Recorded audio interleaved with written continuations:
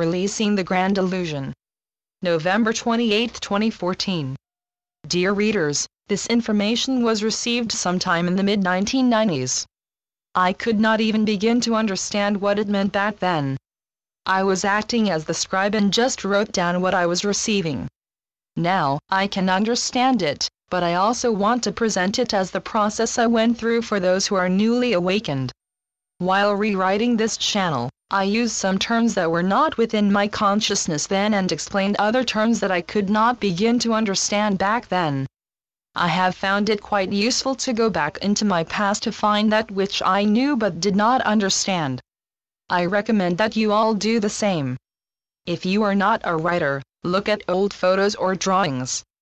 We are often the last ones to be aware of how much we have changed, so we don't give ourselves enough credit. We are living in an amazing time for which we have prepared for in myriad physical incarnations.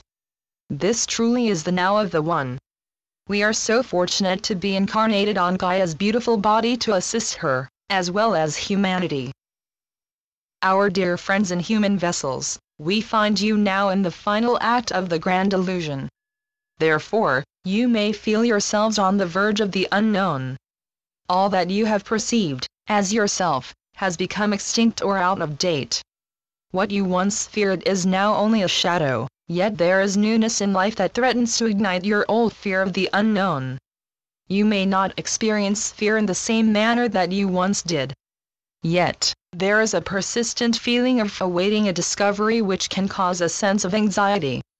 This fear/anxiety acts as a shell to protect the new, vulnerable embryo as it grows deep inside of your essence. Your true expression of self is not quite ready for birth, but it is time now to prepare in earnest for the new that is actually the ancient. As Earth reaches her ascension, we Arcturians are to be Gaia's guardian. We have been chosen from the many who volunteered for this role because it is our galactic mission to surround ascending worlds with our Arcturian corridor of unconditional love.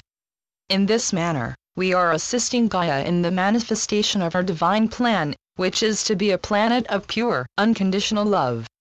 Of course, other worlds will also be active in assisting Gaia. Among these are the Pleiades, Sirius, Andromeda and Antares. Antares and Andromeda are working as one to monitor the vortex into and out of earthly incarnations, while the Pleiadians are accepting and guiding awakened ones into their violet temple of transmutation. The Pleiadians have long been active in communication with the receptive grounded ones of Earth, and the Sirians are assisting humanity to peacefully move into the unity of unconditional love.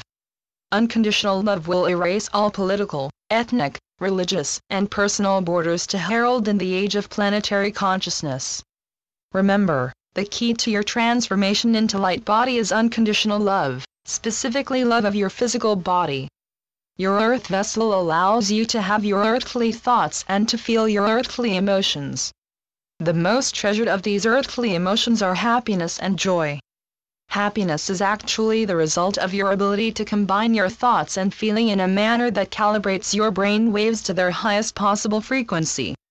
When you are unhappy, you may think that it is an outside or inside reaction to something that has happened. However, what has actually occurred is that you have fallen out of calibration with your higher brain waves. If you could face the same experience that made you unhappy, but keep yourself calibrated to the highest brain waves, you would perceive the experience in a completely different manner. Within your higher state of consciousness, you know that you can productively face that challenge because now you are calibrated to the brain waves that keep you in constant communication with your fifth-dimensional soul. An experience that would devastate your third-dimensional ego would be a mere challenge to your fifth-dimensional soul. Consequently, we encourage you to find your highest carrier frequency at the beginning of each day and merge with your soul, so that the pathway of communication between you and your soul can remain open throughout your day. In this manner, you can keep your mental channel attuned to the fifth-dimensional frequency. This fifth-dimensional frequency, which is beyond the speed of light but not beyond the speed of thought, cannot be clearly accessed unless your brain has been calibrated to your fifth-dimensional thinking. Once calibrated, Your brain is able to track your soul's vibration as it moves down from the higher frequencies of spirit and into the lower frequencies of matter. In this manner, you can consciously integrate spirit into matter in your daily life. This integration is the greatest service that anyone can offer, as it is the most effective process to raise the vibration of yourself and of the planet. Also, in this manner, your physical Earth chip can be updated with the necessary downloads from the fifth-dimensional worlds. These updates are much like that come into your computer. However, if the computer is not turned on, you will not know that a new update is ready for transmission. If you will dedicate yourself to a daily connection with your higher self, your bodily sensations, emotions, and thoughts will keep you informed regarding any messages of your superconscious self. We are very pleased with your/our progress. We say your/our progress because we are one. We are a component of your greater self that has chosen to inhabit your clay earth chip. We are your command station. Hence, we are invaluable to you. Know that any feeling of homesickness is actually a homing beam that you can track to return to the state of consciousness that you call home. Follow your divine discontent up into the fifth dimension to remember that you are never alone. Your feelings of loneliness for home are not your enemy. We ask that you remember to perceive these feelings as friends that will guide you home. Remember, dear ones, you are all part of our one self. We surround you with our light so that you can release any experience that threatens to let you down and lower your consciousness. We support you in Gaia's web of life and promise you that we will not let you down. Know that your/our mission shall be completed. Each of you within Gaia's web of life represents the masculine energy of a spiritual warrior and the feminine energy of the goddess. Your male and female energies are blending now. This process shall continue until no separation is possible, as your body has been transformed into light. The web of life is the light matrix to which your consciousness is attached. Once your soul attaches its consciousness to this web, it calls in a female to give you birth. Whether or not she is aware of it, your mother has agreed to create a form for you and carry you within her body until you are ready to be born. At first you are attached to your mother's web of light, but as you mature, you slowly create your own attachment to the web. As you expand the conscious awareness of your corporeal body, you can consciously embrace the feelings of being connected to the light matrix of the web of life. Keep this matrix conscious throughout your day. See it now. See how it glimmers with many colored lights and embraces you with our love. With a conscious awareness of the web of life, you can begin to perceive that there are higher frequencies to which you can attach your consciousness. For example, you can attach your consciousness to the fourth dimension when you are being creative and/or sleeping. With practice you will be able to attach your consciousness to the fifth dimensional frequency of the web. From this frequency you will be able to create a portal through which you can perceive the third and fourth dimensional realities, as well as the higher dimensional realities of the fifth dimension and beyond. While your consciousness is attached to the fifth dimensional web of life, you can leave time to travel into the now of the higher worlds. We are pleased to explain more about how this transition was accomplished. However, there is the timeline to be considered. Hence, there are certain facts we cannot share with you within your time. We can tell you that time travel is far more common than the general public is allowed to know. Because of this dangerous activity, which can greatly disrupt Gaia's future, there are many dispensations that have been released to allow for the light workers to begin to merge with their future fifth-dimensional selves. We say future fifth-dimensional self because you all have many fifth-dimensional selves. But, there is only one future self with whom you will merge. We will now explain how your past/3D self and your future/5D self can merge. You may find that your inner child is the first one to take your hand. We will now tell you how your future, fifth-dimensional self will merge with your inner child. Your future self lives on future Earth, which is quite different than what you may imagine. The manner in which it is different is one of the things that I cannot share with you yet. However, I do have permission to tell you a story. I will tell it in first person and from the perspective of my inner child, as well as yours. In response to your unasked question, yes, we always have an inner child. It is our inner child that holds our vulnerability and innocence. Our story. One morning I awoke very early before the suns were up. We lived to be much older than in your timelines, so age didn't mean much, but I would say that I was still a child. My body was changing and so was my consciousness. I had been having a reoccurring dream in which I was playing with another girl about my age. I felt very close to her, and her, to me. She had shared with me that, although I could remember my dreams of us, she could not. She told me that in her world, people did not believe that we had other parts of ourselves. The force of the collective consciousness was too much for her to battle. She already felt she was too different from everyone else, so she was unable to believe that our joint dreams could be real. On the other hand, in my world, it was a common event to mind travel to other realities, times, and to visit with other portions of our total self. I had done so since I was quite young. This young girl, however, felt very different. It seemed that she was closer to me than anyone I had ever met in my mind journeys. She said her name was Em and I told her that I was known as IlliaEm. I also had a masculine side of myself that I could present, but that frightened Em. She could only be close to me when I displayed myself as feminine. So that is what I did.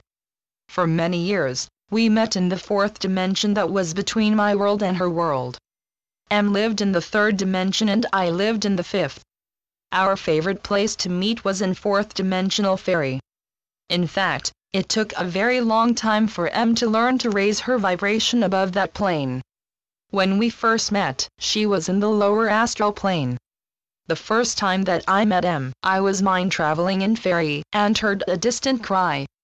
It was a cry so filled with terror that it caught my attention. Usually, I would not have had any awareness of the lower astral plane. I was told never to go there. However, this cry was so familiar that I could not resist investigating it.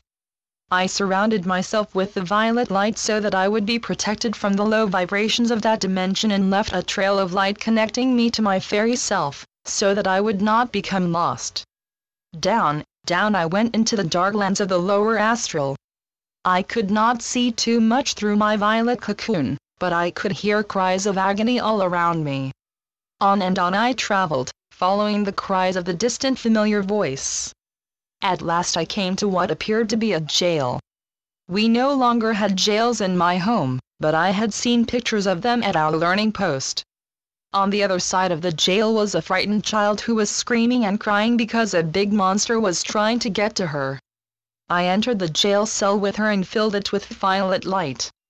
It took a while for the girl to realize that the violet light was around her because she was curled up in a ball with her eyes closed. Finally she stopped crying to see that she was enclosed in a violet cocoon, and that someone was in the cocoon with her. She looked at me as if she recognized me and said, "Who are you? You don't feel like a monster. In fact, you feel familiar." "Yes," I answered your call because it felt familiar to me as well. "Do we know each other?" "I don't remember," answered the child as she stood up and faced me. "Hey, where's the monster?" "That is a neat trick with the purple light." "Is that what made the monster go away? Can you teach me how to do that?" "Hey wait," I stopped her. "You are asking too many questions. How can I answer them all?" "No, I can answer them all, but not with words. Would you like to go with me? I have a wonderful reality that I visit all the time." "Are you asleep too?" "No, and neither are you. They just tell you that you are asleep when you are mind traveling so that you won't forget that you are human now." "Yes," she frowned.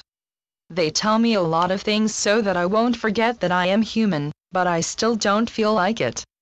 I mean, I know that I am a person, but I'm not like them. I don't believe in their world and they don't believe in mine." "Well, I believe in your world and I believe in you. My name is IlliaEm. What is yours?" "I don't remember. I know that I have a name down there, but I forget it when I come up here. Worse yet, I often forget who I am up here when I am down there. In my timeline, the adults teach us how to mind travel so that we don't get so confused. In your timeline? Well, I am not really sure who you are. I will have to ask my teacher. However, I think that you may be a part of me from an earlier time period. I am from 3004 AD. When are you from? The child looked confused. I don't know. I don't know what my name is down there, or what time/date it is. I only know that I am a kid, and I don't like being a kid. I also know that I have a lot of scary feelings down there that I can't talk about. Then when I come up here the feelings turn to monsters, and I can't get to Fairy. Fairy. That is where I want to take you. Here, hold my hand, I say as I reach out towards her. I will show you a way there that no monsters know about. Maybe someone in Fairy knows your name. The child happily reached out to take my hand. All of her questions were gone as soon as she knew she was going to Fairy. Can you feel me inside you? I asked the child. I am still in my world because I am a fifth-dimensional being and can easily bilocate. In fact, to say that correctly, we are a fifth-dimensional being and we can bilocate.